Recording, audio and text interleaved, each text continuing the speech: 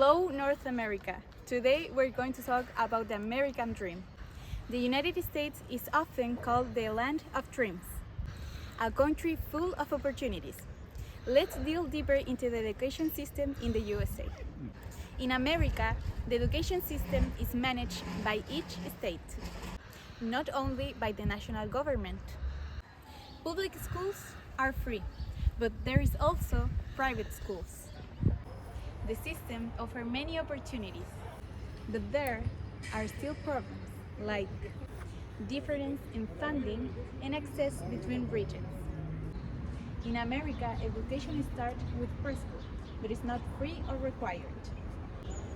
Kindergarten begins at age 5 and is a part of elementary school. It is usually free in public schools. Children learn basic reading, writing, and math. Elementary school continues until about 5th or 6th grade. Students learn subjects like math, science, and social studies. Then they go to middle school, later to high school, where the subjects are more advanced. In high school, students can also choose special classes based on their interests. After high school, students can go to college. They are evaluated based on their grades and exams like SAT or ACT. College in the United States can be really expensive. Students need to pay for books, tuition, and housing. Hello, I'm Ignacia, and today we're going to interview someone who studied in the United States. So, first, can you introduce yourself? Hello, my name is Cristian Parrigues. I am 31 years old and I got my degree last year, but I was lucky enough to study in the US for roughly 6 months. Okay. How many levels are there? Well, as far as I understand, in the United States, there are three levels in the mandatory school, right?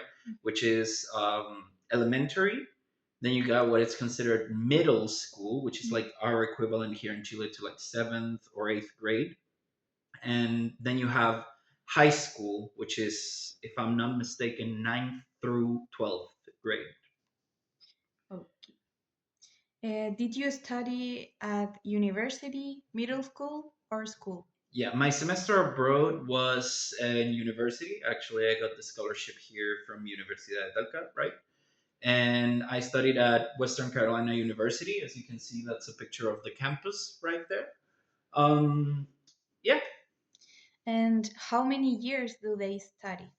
I mean, I wish I could have stayed there for longer, right? But I only had 6 months. However, I know that undergraduate programs, for the most part, last up to 3 years, if I'm not mistaken, give or take. Is it very difficult to pass?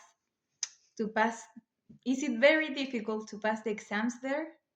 Funny enough, I I thought that it would be hard, or at least harder than it was, but it was actually kind of easier than it is here in Chile, especially when it comes to the way that a lot of classes work. A lot of the way that classes work over there is, or at least the ones that I took, is a lot of autonomous work. So, for example, say you go to a lesson, the teacher talks, I mean, the professor talks for like the whole hour, and then they're like, okay, so for next week, you have this book, read the first chapter. And then you come back in the following class, and it's just, okay, discuss. And it's just a class wide discussion of the stuff that the book read, right? And that happened in psychology, that happened in linguistics, that happened in material creation. And sometimes you would have, okay, you have a portfolio, so read the chapter and do this one task. But it's all outside of the class. Everything that you work on is outside of the class in your free time, basically. Interesting. In what part of the United States were you? I was in Western Carolina University, WCU, which is in North Carolina, at the foot of the Appalachian Mountains. It's a very beautiful sun zone full of green. The only issue is that there is no public transport. That was the only sucky part. Is it free? Is there a private public system? So, when it comes to schooling in the United States, as far as I understand, and as far as what I asked around about it, is like you have a very similar system than here in Chile. However, there is no particulares subvencionados, right? It's either public schools or private schools. And the way that public schools work is people around a certain district, they get assigned to different schools. It's not like here, for example, in Linares, where you can apply to Instituto Comercial or to Liceo Diego Portales or Valentín Letelier, which are all public, but you have an option to choose from. Whereas over there is okay, we live in this one district, everyone goes to the same public school. That's how I understand it works. And how do they do in international rankings? I honestly have no idea about the way that they define international rankings over there. I think if I was to take a wild guess, but this is mostly speculation, it would be based on the kind of research that they carry out and how many publications they have. But I honestly could not tell you what about like rankings, right? When it comes to universities, particularly. Do you remember how many students you had in your class? So I was lucky enough to land a job during those 6 months that I was in the US, where I was teaching English as a second language rather than a foreign language to kids who were in an after school program. So the bus would go pick them up and bring them to the campus at university.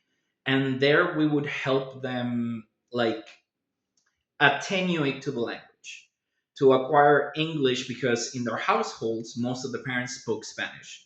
So they had a lot of cognitive issues when it comes to language definitions, like the way that they communicate with people, etc., etc. So we had kids that ranged from 4 year olds all the way to 16-year olds. In my class, at least, I had it was the middle school class considered. It was one, two, three, four, five. It was like 7 or 8 kids. Um, yeah, 7 or 8 kids in my class, I would say. And the last one, schools are very dangerous. As far as I understand, in the United States, there is a lot of uneasiness when it comes to schooling, whether it is in high school, middle school, or elementary, and even in universities, right? A lot of shootings occur because of political reasons, right? Which are out of our control and we're not going to talk about them. But when it comes to safety, at least, I could realize that the kids that would get there from the after school program, they would have transparent backpacks and so on. And I would ask, why does this happen? It's because there are police in the schools to prevent shootings and so on, right? And in university, actually, when you enroll to university, you have to take like a crash course that is like a bunch of online classes, right? And tests about gun safety, what to do in case of a shooting, um, like protocols when it comes to sexual abuse or harassment, etc., and stuff like that. So I would say that they're trying for it not to be dangerous, but there is like a feeling of the people that schools are dangerous because shootings happen. So it's very hard to tell. That's all. Thank you so much. Thank you. I'm Pollet, and I'm gonna tell you about how dangerous schools are in United States. This image shows a typical American school where millions of children go to learn to read, learn math, and dream about their future. But also where the children learn to mature in the blink of an eye. Since 2018, it could be said that over 90% of USA public schools have modified their facilities, implementing metal detectors at schools, in trains, bulletproof glasses in windows, panic buttons in all classrooms, and all of this waste made possible thanks to Florida Governor Rick Scott. According to the Center for American Progress, 18 former students murdered 70 classmates and teachers at Marjorie Stoneman Douglas High School in Parkland, Florida. Immediately after the tragedy, Florida Governor Rick Scott called for investment in more visible security measures. A month later, Governor Scott signs a $400 million law that included an allocation of $67.5 million to arm non-teaching staff, such as administrative and maintenance personnel, in all public elementary and schools secondary in the states.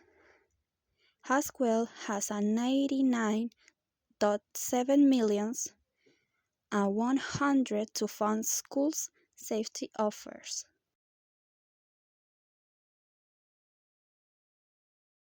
In 2025, the USA recorded 394,000 school shootings, more than one shooting per school day. No other developed country has such high numbers. Every morning, parents their children. They love them, not knowing if they will ever see them again. Every afternoon, when their little ones return home safely, they feel a sense of relief at being able to say it again.